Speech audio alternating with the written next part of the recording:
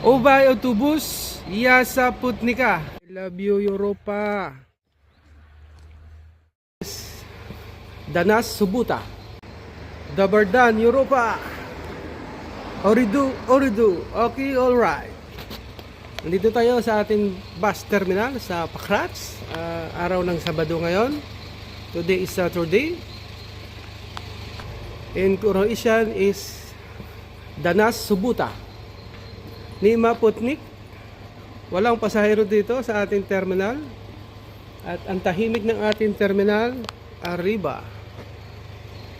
So, sa Lunes ulit ang balik ng mga ibang biyahe natin, mga kaibigan. So, ngayon tayo ay naparuta sa kabilang route. So, ito ang ating ruta ngayon, mga kaibigan.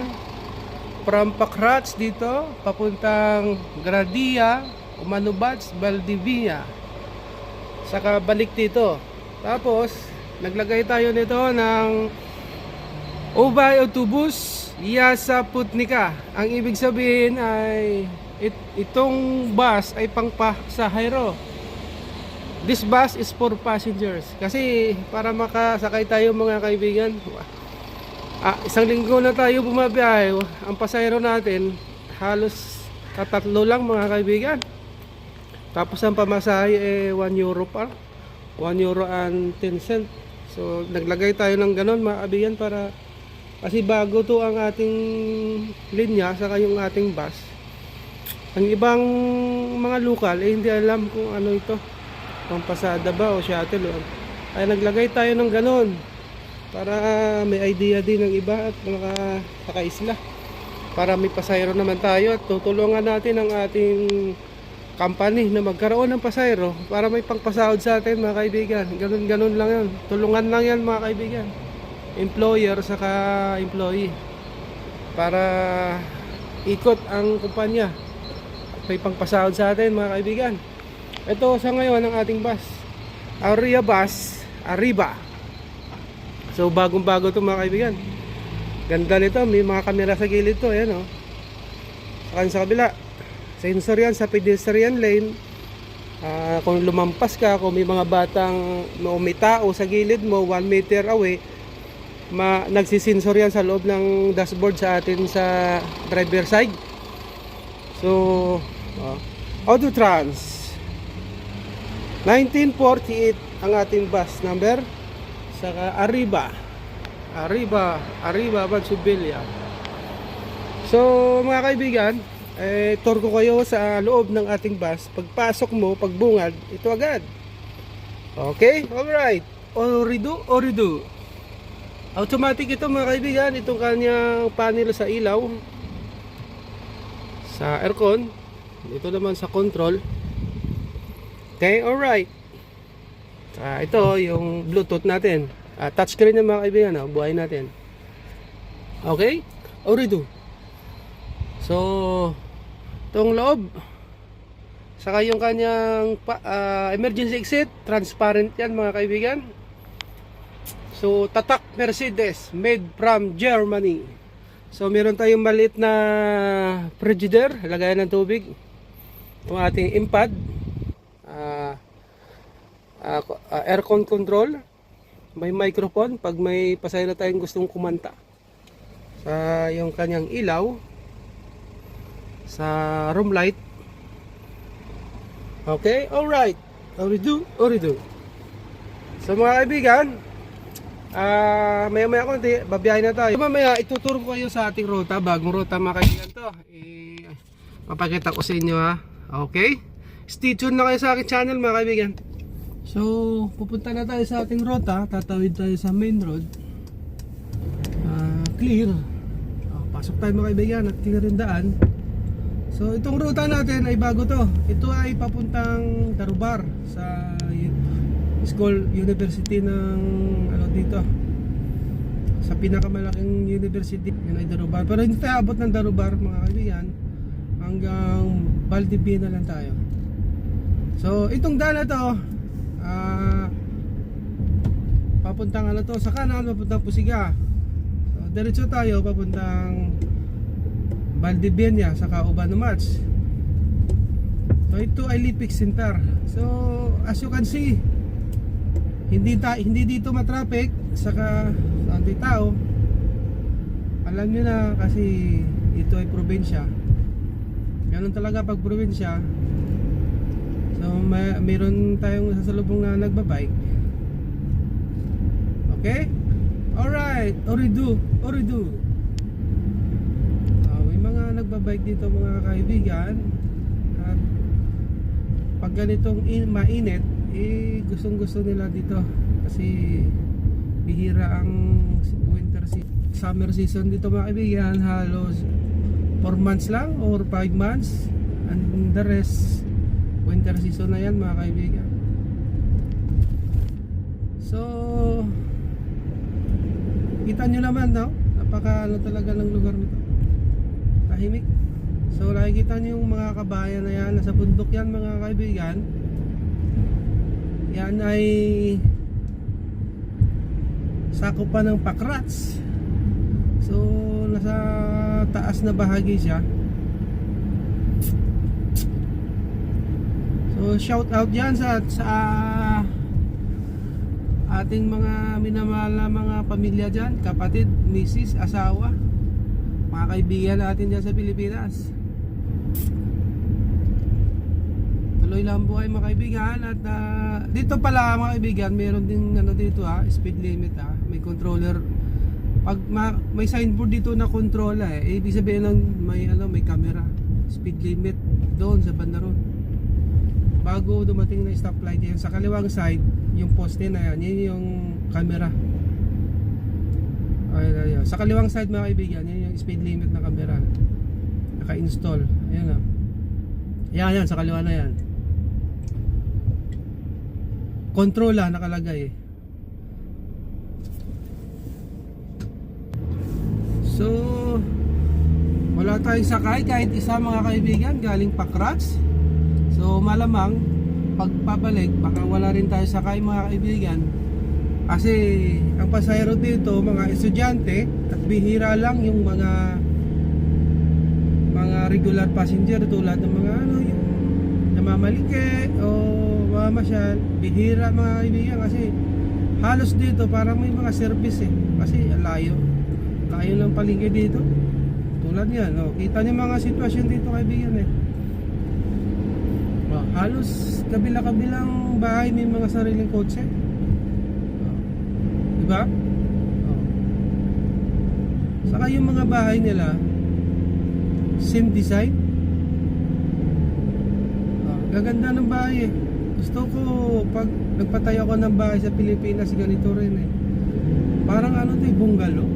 Bungalow ba ito? Mga style na ito mga kaibigan. Simpleng bahay lang pero konkreto. So ito na mga kaibigan, ang ruta na to, ang pangalan ay Kilendiha. So ito sa bus stop na to, Kilendiha. Pero sakop pa rin ng Pakrats to mga kaibigan. Kilendiha. So dito tayo ngayon. So silat mga kaibigan. Alay, ginapangan ako lang nasa harap ko siguro. Wala akong nakuha mga kaibigan Zero talaga Simula terminal, baka ginagapangan ako Joke lang yung mga kaibigan. Walang dito. Walang gapang-gapang dito. Basta pag dating ng oras mo, takbo ka. Pagdating ng mga bus stop, tigil ka lang mga seconds. Tapos alis ka na. Ito yung pinakamagandang view ng mga daan tingnan nyo naman, napakaaliwalas sa mata at sa isipan ang ganitong view ng forest ang tawag nila dito ang ganitong style. Forest naman talaga to kasi tingnan mo naman gubat kabilaan. Minsan nga may mga tumatawid ditong mga usay sa gabi. So ito yung talagang road trip. Road trip ito mga kaibigan kasi wala tayong sakay. So sinamahan na lang natin ng pagbablog mga kaibigan, touring vlog. nang malibang tayo at hindi tayo maboring sa biyahe, samahan natin ng vlog mga kaibigan, touring vlog, para mapanood nyo naman at makita nyo naman yung view ng forest dito sa kanandaan ng Croatia sa bulubundukin na area. So nakikita nyo, tolling lang yan mga kaibigan. Makitid mga daan dito, halos sakto-sakto lang sa dalawang sasakyan. So kailangan focus dito mga kaibigan sa pagmamaneho. See? Napakaganda ng lugar. Walang traffic.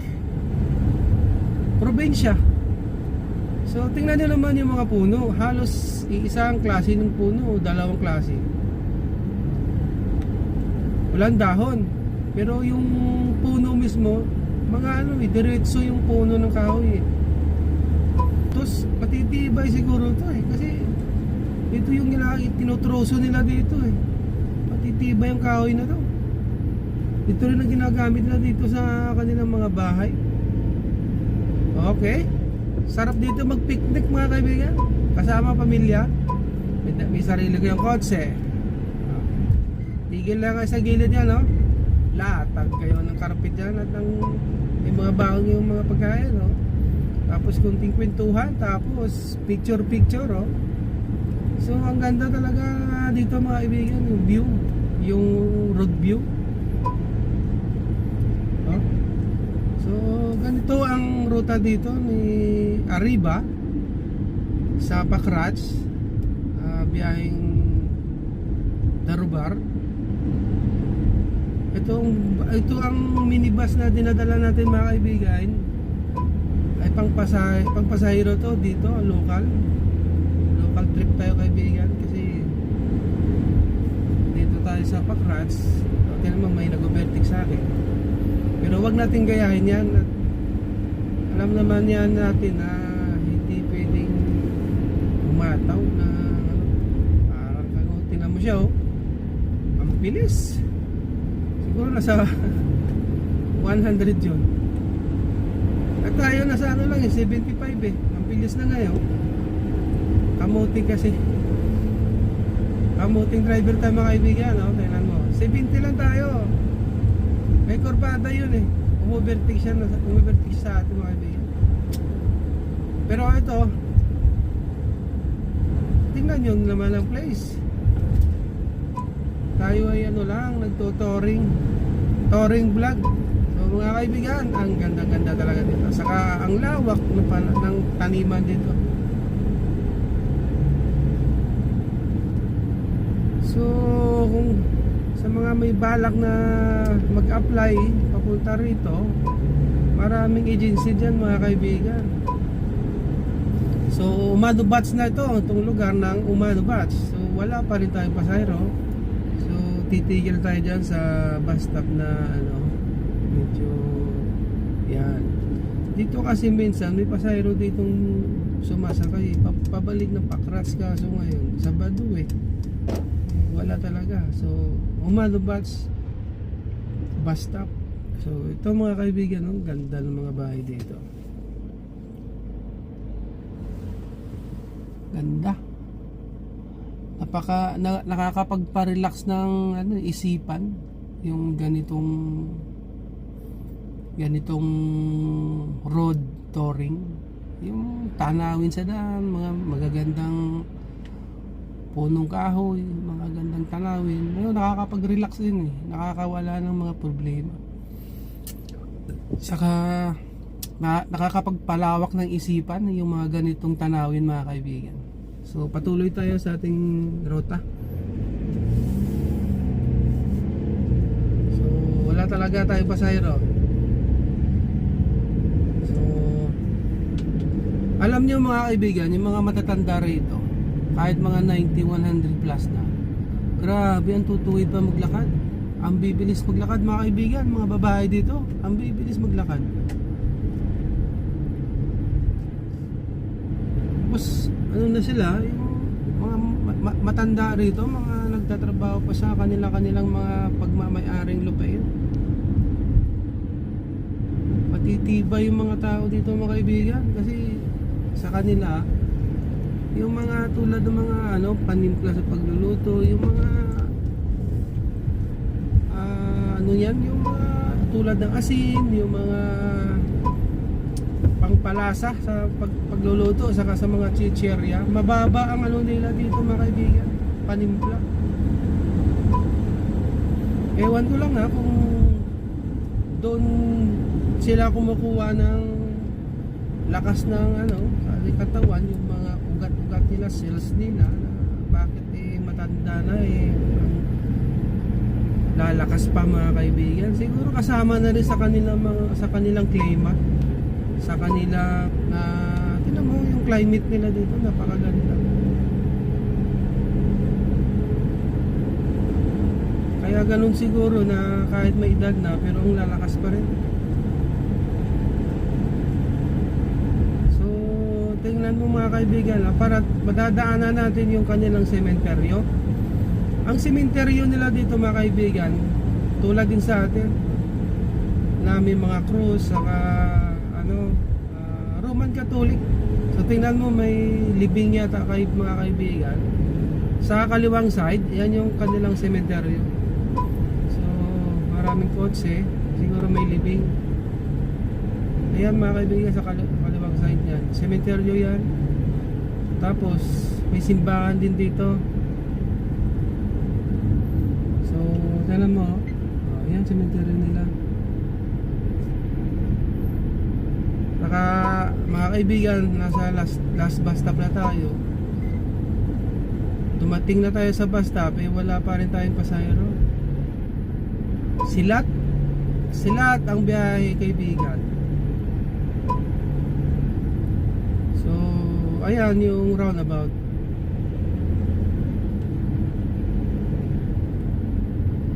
So mga kaibigan, nandiyan na yung ating last bus stop. Iikot na lang tayo pabalik.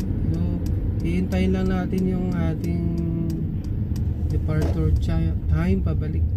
So dito tayo, ating bus stop. So dito natin tatapusin ang ating touring vlog mga kaibigan.